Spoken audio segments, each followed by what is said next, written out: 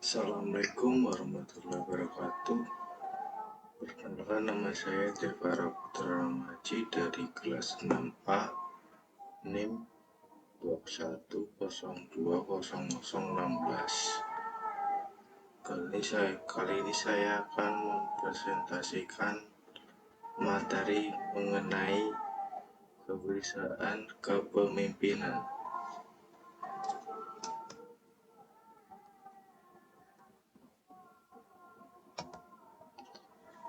Apa itu kepemimpinan?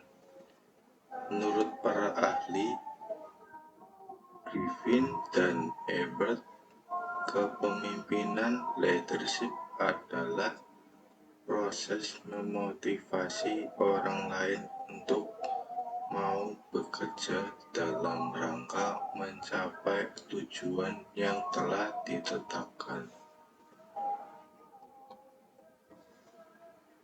Yang kedua, Lindsay dan Patrick dalam membahas mutu total dan pembangunan organisasi.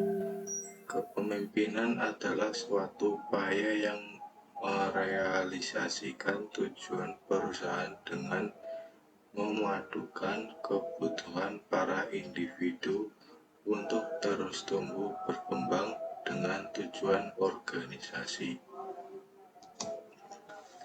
Yang ketiga, Peterson et al. Bahwa kepemimpinan merupakan suatu kreativitas yang berkaitan dengan pemahaman dan penyesuaian atas permasalahan internal dan eksternal organisasi. Peran kepemimpinan dalam manajemen. Kepemimpinan terkait dengan fungsi penggerakan dalam manajemen, termasuk motivasi, komunikasi, dan pengaruh pribadi. Yang pertama, apakah saya telah memanfaatkan seluruh potensi saya untuk mendorong, memberikan dorongan, serta mengatasi kelemahan dan kesalahan?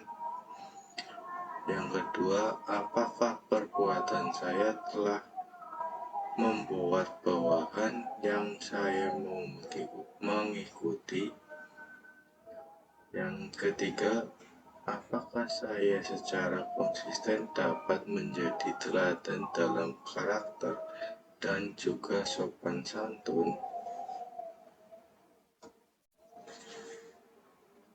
Gaya kepemimpinan. Gaya otratik adalah meminta bawahan untuk mematuhinya. Gaya demokratik adalah meminta memasukkan kepada para bawahan atau stafnya sebelum mengambil keputusan, namun pada akhirnya menggunakan kewenangan dalam mengambil keputusan. Gaya bebas terkendali adalah memposisikan dirinya sebagai konsultan bagi bawahannya dan cenderung memberikan kewenangan kepada bawahan untuk mengambil keputusan. Notasi gaya kepemimpinan. 1. Telling atau directing, structuring. Yang kedua, selling, problem solving atau coaching. Yang ketiga, participation, developing atau encouraging. Yang keempat, delegating.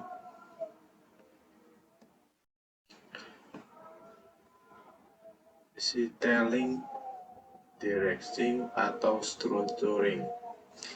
Pemimpin senang mengambil keputusan sendiri dengan memberikan instruksi jelas dan mengawasinya secara ketat, serta memberikan penilaian kepada mereka yang tidak melaksanakan sesuai dengan apa yang Anda harapkan. Satu orang baru yang mempunyai pengalaman terbatas untuk mengerjakan apa yang diminta. Yang dua, orang yang tidak memiliki motivasi dan kemauan untuk mengerjakan apa yang diharapkan. Tiga, orang yang kurang pede. Empat, orang yang bekerja di bawah standar yang telah ditentukan. S2, selling, problem solving atau coaching. Pemimpin yang mau melibatkan bawahan dalam perbuatan suatu keputusan. Pemimpin bersedia membagi persoalan dengan bawahannya, dan sebaliknya, persoalan dari bawahan selalu didengarkan serta memberikan pengarahan mengenai apa yang seharusnya dikerjakan. Satu, orang yang respect terhadap kemampuan dan posisi pemimpin. Dua, orang yang mau berbagi tanggung jawab dan dekat dengan pemimpin. Tiga, orang yang belum dapat melaksanakan pekerjaannya sesuai dengan standar yang berlaku. Empat, orang yang mempunyai motivasi untuk meminta semacam pelatihan atau training dapat bekerja dengan baik.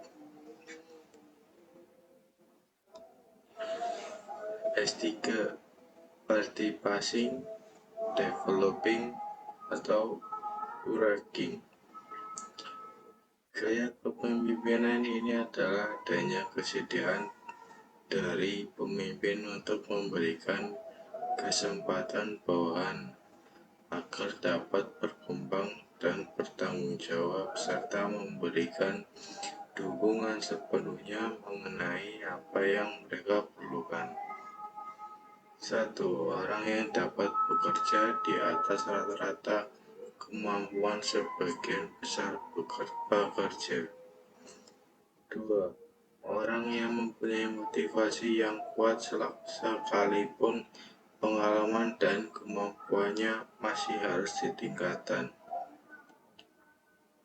Tiga, orang yang mempunyai keahlian dan pengalaman. S4, delegating. Pemimpin memberikan banyak tanggung jawab kepada bawahan dan memberikan kesempatan kepada mereka untuk memecahkan permasalahan. Satu, orang yang mempunyai motivasi, rasa percaya diri yang tinggi dalam mengerjakan tugas. Dua, orang yang mempunyai pengalaman dan keahlian memadai untuk mengerjakan tugas. Tiga, orang yang berani menerima tanggung jawab untuk menyelesaikan suatu tugas. Dan yang keempat, orang yang kinerjanya di atas rata-rata para pekerja pada umumnya. Syarat-syarat kepemimpinan. Untuk syarat-syarat kepemimpinan ada 3 hal penting dalam konsepsi kepemimpinan, antara lain: yang pertama, kekuasaan. Kekuasaan adalah otorisasi dan legalitas yang memberikan wewenang kepada pemimpin untuk mempengaruhi dan menggerakkan bawahan untuk berbuat sesuatu dalam rangka penyelesaian tugas tertentu. Dua, kewibawaan. Kewibawaan merupakan keunggulan, kelebihan, keutamaan sehingga pemimpin mampu mengatur orang lain dan patuh padanya. Dan yang ketiga, kemampuan. Kemampuan adalah sumber daya, kekuatan, kesanggupan, dan kecakapan secara teknis maupun yang melebihi dari anggota biasa. Sekian dari saya, Devara Putra Mahaji. Kurang lebihnya mohon maaf. Terima kasih. Assalamualaikum warahmatullahi wabarakatuh.